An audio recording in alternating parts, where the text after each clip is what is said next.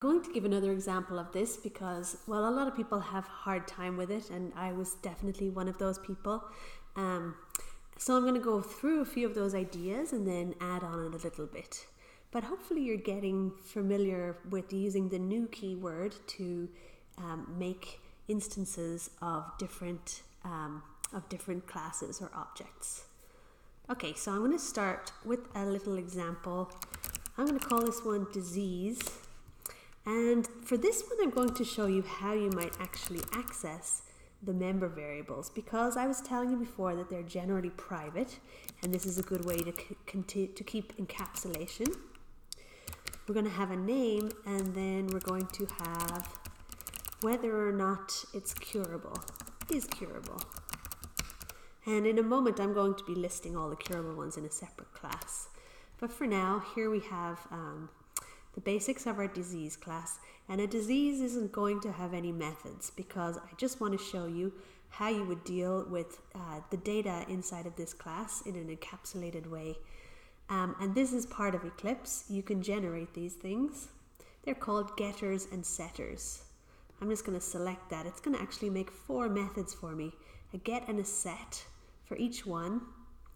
But you know what? I think I'm just going to, for now, use just the getters. Select getters. Okay, so I have a choice of 4, getter, setter. I'm just going to do the getters just for the moment.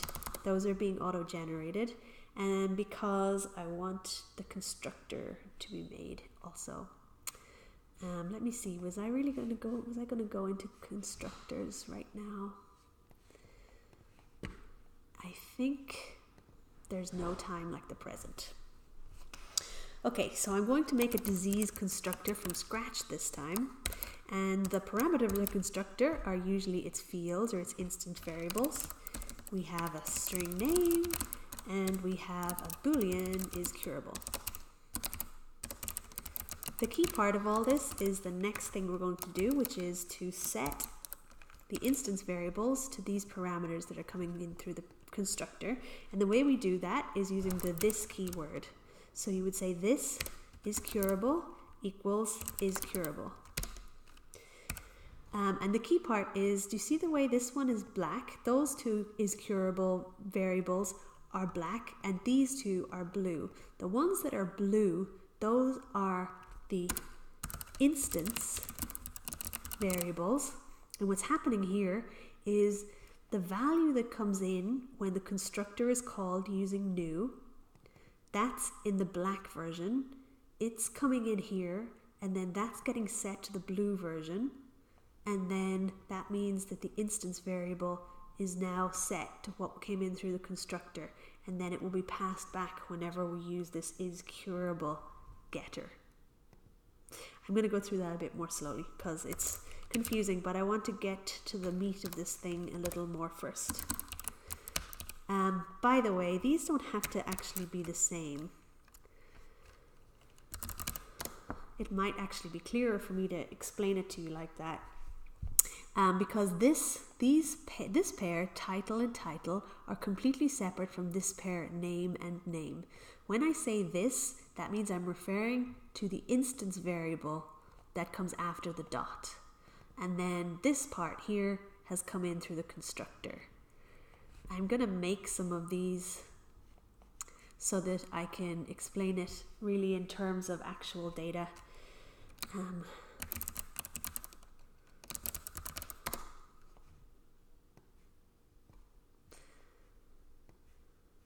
Okay, so I'm going to just make some diseases over here.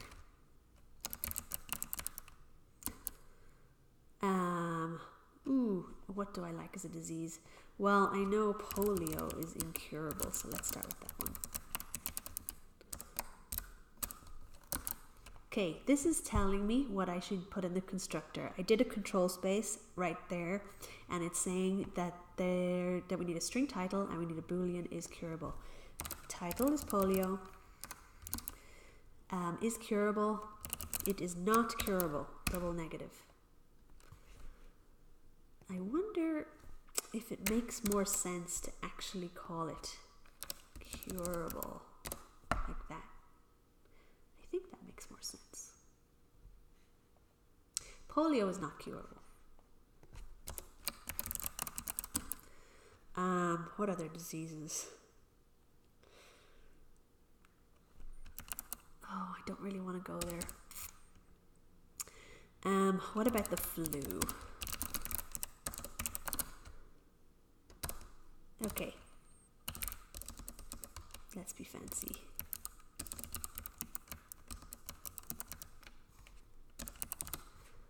Curable, true. Pretty sure it is. What's a popular disease? I can't believe I'm blanking on this stuff. What is the thing that people get most?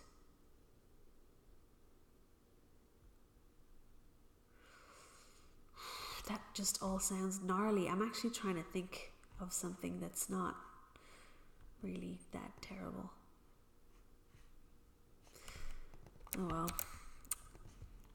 It's just going to be a little morbid, but here you go. Flu disease. Okay, is tuberculosis curable? I don't think so. I think it is curable. It's curable. True.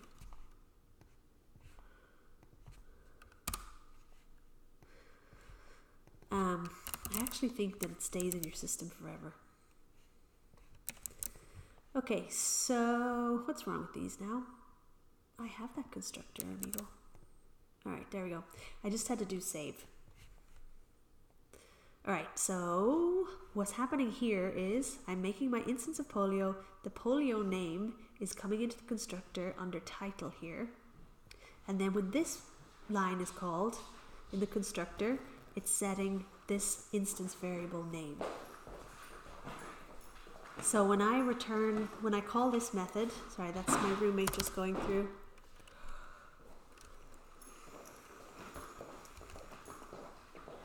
Okay, so I'm going to show you what happens when I call this getter. And the first thing I will just do is I will print it out. I want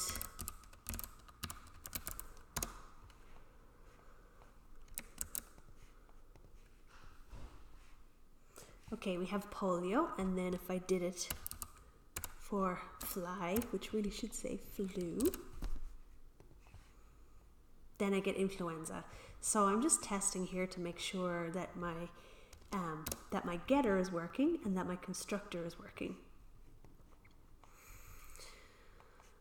What I actually want to do with these things is I want to make a list as if I had an array list. Can I get an array list here? Let's just say list diseases.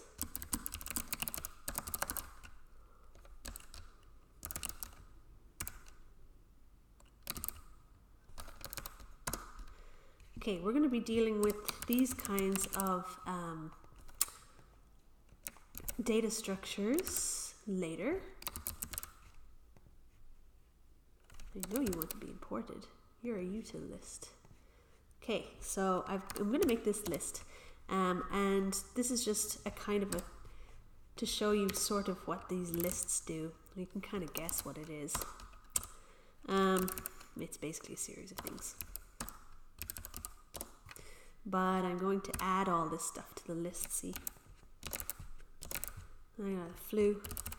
I'm going to add tuberculosis also, so that I can just kind of show you how I might use this sort of data in a filter. This is not a real example of something that would be this close, because you wouldn't be adding the list. But anyway, so let's say what I want to do is print all the incurable diseases. You could imagine that what really happened here was we had a whole database of things. We got the database of stuff, and then we imported it into this diseases list, and then we wanted to print out some useful information, like get all of the incurable ones. Okay, sorry. So diseases, got diseases.size. That's going to iterate through all the diseases. like I say, we'll be doing these later. And so what I want to do first, that's not the kind of for loop I want. I want one of these. Now I'm going to print this out. And just to show you what will happen here is just like we saw before when I printed out the duck without actually implementing the toString method. This is a whole lot of gobbledygook and not useful. So what I really want to know is if these things are curable. So I'm going to say disease.is curable. And now I'm seeing for each of the diseases on the list whether it's curable or not. But what I really wanted to do was only show the curable things. So I'm going to do for this disease is curable. If it's curable, then I'm going to say so. Then I'm going to say so. Then I'm going to go disease. And then I'm going to print the name.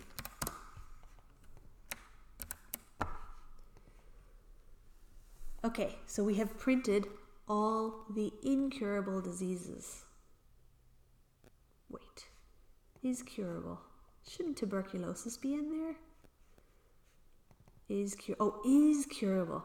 All right, so I printed all the curable diseases. If I wanted to print all the incurable diseases, I would do this thing that's cool that I guess we haven't really done before.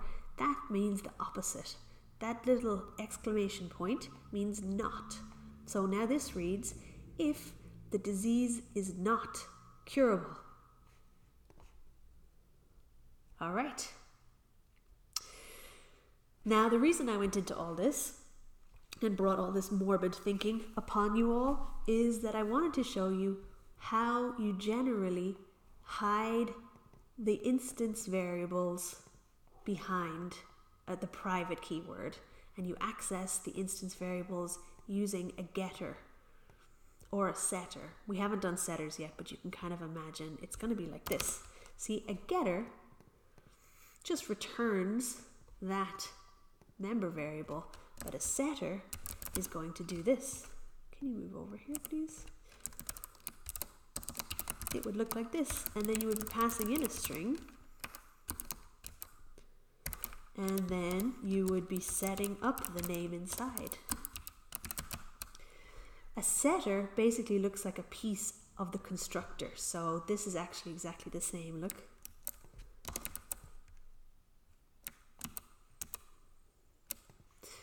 So a constructor is kind of like a combination of setters. Okay, so this is sometimes called data hiding or encapsulation, and it's a very standard way of creating classes that deal with data.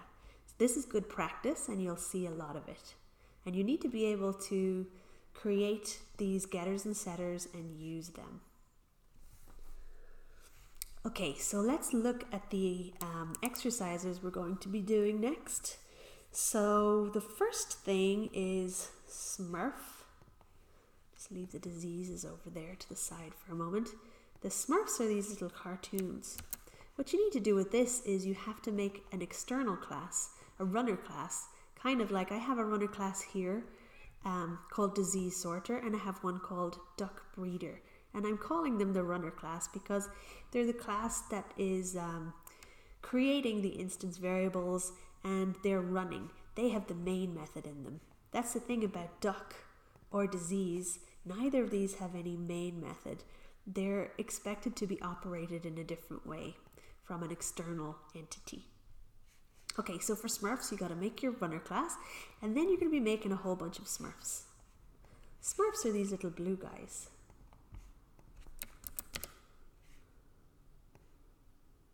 We watched a lot of this when we were growing up. See, there's a whole bunch of them. They all have different talents and stuff, but there's only one girl Smurf, and there's only one Papa Smurf. And the Papa Smurf one, oh, they're dancing. What is Papa Smurf in here? He's got a red hat.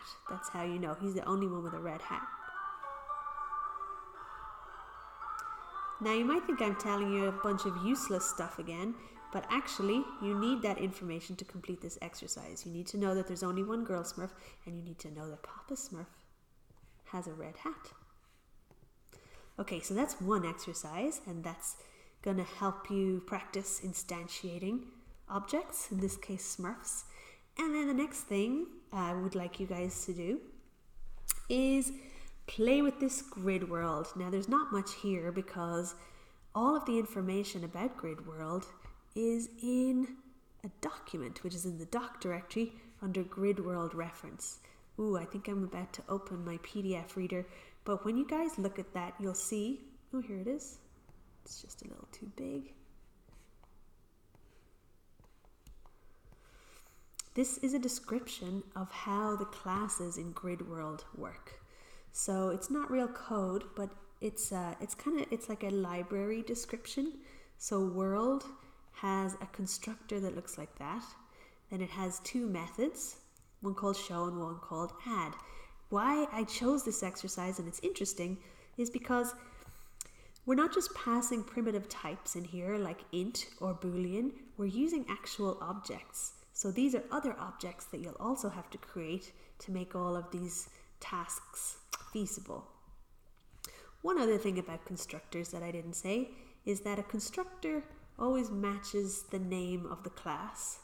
And another rule that's related to that is the class needs to match the file name. You've probably discovered that already with playing around. Okay, I think you're set for those exercises. I'll talk to you again in the next lecture.